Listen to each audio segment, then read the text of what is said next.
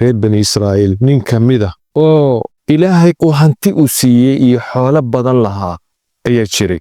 ninkaasi wax ciyaala ma lahayn, hanti badanna wuu lahaa. waxaa jiray wiil ama dhalin oo adeer u ahaa ayaa jiray.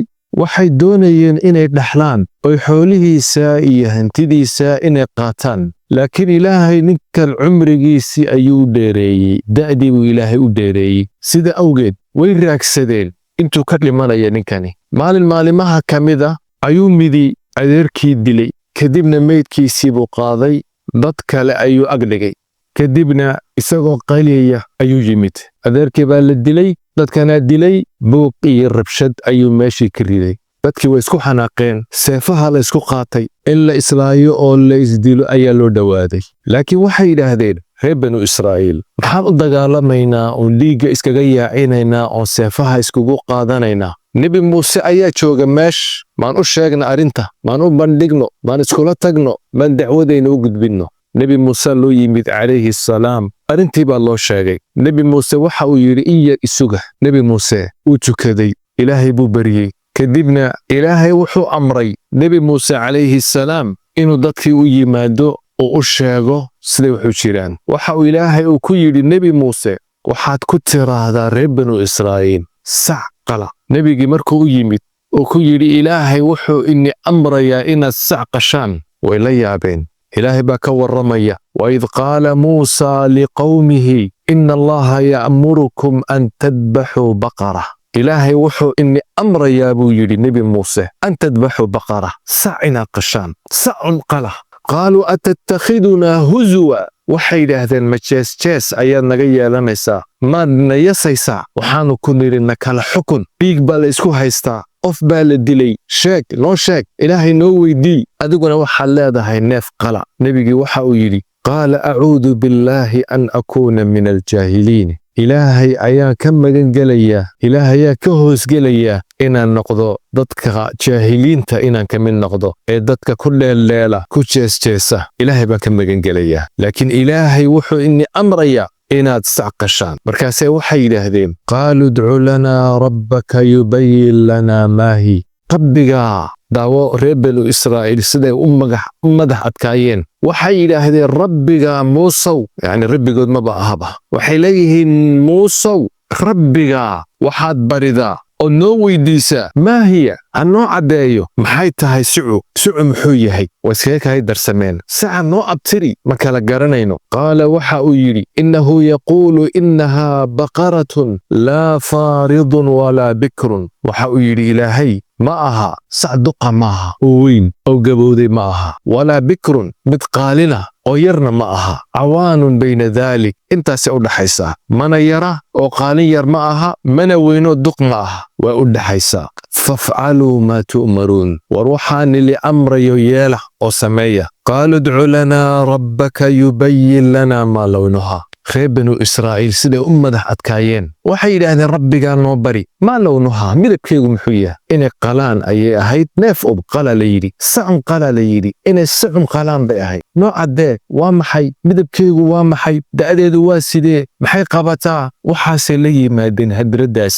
qaaluu idcu lanaa rabbaka yubayin lanaa maa lawnuhaa, midabkeegu waa sidee? qaala waxa uu yidhi, innahu ilaahay yaquulu waxa uu leeyahay, innahaa baqaratun safraa, waa sac jaalle ah, waa mid cawla, sac cawla weeyaan, jaal. markaasee waxay yidhaahdeen, weliba nebigii baa sii wada, waxa uu yidhi, faaqicun lawnuha, midabkeegu waa saafi, wax baraxa kuma jiro, weliba tasuru naadiriin, dadka eegaya fiirinaya way ku rayaaqayaan, way ku farxayaan sida isku haysato hilibkeega xooggeega. reer banu Israa'iil madax adeygooga way sii wadaan. qaaluu idcu lanaa rabbaka yubayin lanaa, rabbigaa noo bari, ha noo caddeeyo, maa hiya, ina albaqara tashaabaha calayna. lo'du way iskaga kaaya darsameen, lo'du way iskaga kaaya darsameen, waa kala garan laanahay, ha noo kala caddeeyo. weliba waxay yidhaahdeen, maa hiya ina albaqara tashaabaha calayna wa innaa in shaa allahu lamuhtaduun. waan hanoonaynaa, waan garanaynaa markaa, ha noo kala caddeeyo, ha noo sii macneeyo.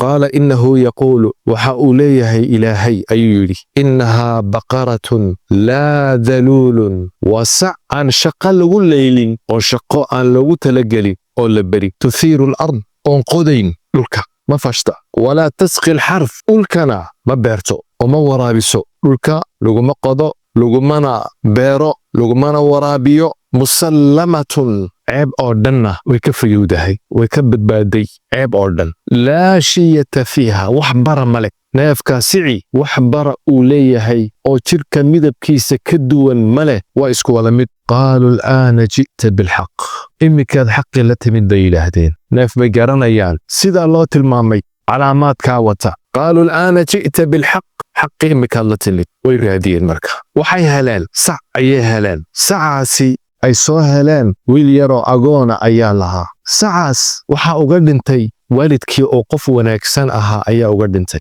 sicii bay soo raadiyeenoo waxay yidhaahdeen sacan naga iibi ma iibinayuu yidhi way ku adkaysteen in badan bay ka codsadeen waa diiday markii dambe waxa uu yidhi sacaas miisaankiisa oo dahaba uu ku qaaliyeeyey markii dambe way iibsadeen way ku qasbanaayeen sicii ayaa loo miisaamay weliba miisaankii waxbaa loogu daray sacaasi miisaankaasi dahabka ay ku iibsadeen ayay qaleen neefkii bay la yimaadeen way qaleen neefkii marka ay qaleen ayuu ilaahay waxa uu leeyahay faqul nadribuuhu bibacdiha neefka barhkii soo qaada barhkii ama laf ha noqdo ama hilib ha noqdo neefka wax ka soo qaada oo meydka ku garaaca faqul nadribuuhu bibacdiha meydka ku dhufta meydkii baa sara kacay marka waa ninkii la dilay isagoo oo dhiigga u ka yaacayo ayuu sara kacay markaasaa lagu yidhi yaa ku dilay wuxuu yidhi aawa wiilkan adeerka uu ahaa ninkaasaa i dilay kadibna uu dhacay isaga oo meyda uu sheegay uu khashifay ilaa culummada qaarkood waxa ay ka yidhaahdeen ninkii naxdin markii wiilkii yaraa farta lagu fiiqay naxdin buu isagina la dhidis sacaasi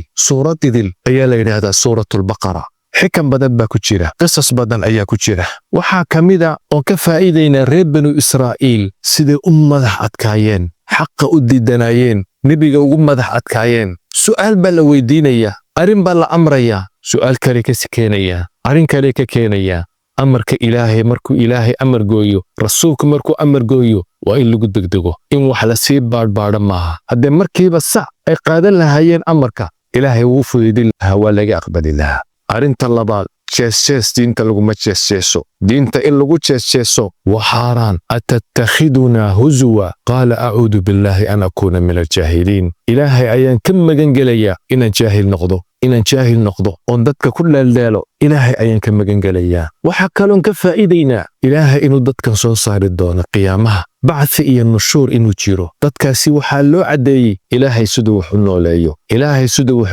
u jirsiiyo ayaa dadkaasi loo caddeeyey axibbatii fillaah duruus iyo cibar badan ayaa ku jira suuratulbaqara waa suurad daawayey ee labada jus iyo barhka ah waa suurad ah in la iskortaago micno badan iyo duruus badan lagala soo baxo اللهم يا خير من سئل وأجود من أعطى وأكرم من عفا وأعظم من غفر وأعدل من حكم وأوفى من وعد وأبصر من راقب وأسرع من حاسب وأرحم من عاقب وأحسن من خلق وأحكم من شرع وأحق من عبد وأولى من دعي وأبر من أجاب اللهم كل المسلمين والمستضعفين في كل مكان فرج همهم ونفس كربهم وأقل عثرتهم وتول بنفسك أمرهم اللهم ارفع رايتهم اللهم اللهم أكبت عدوهم اللهم وحد صفوفهم واجمع كلمتهم وردهم إليك ردا جميلا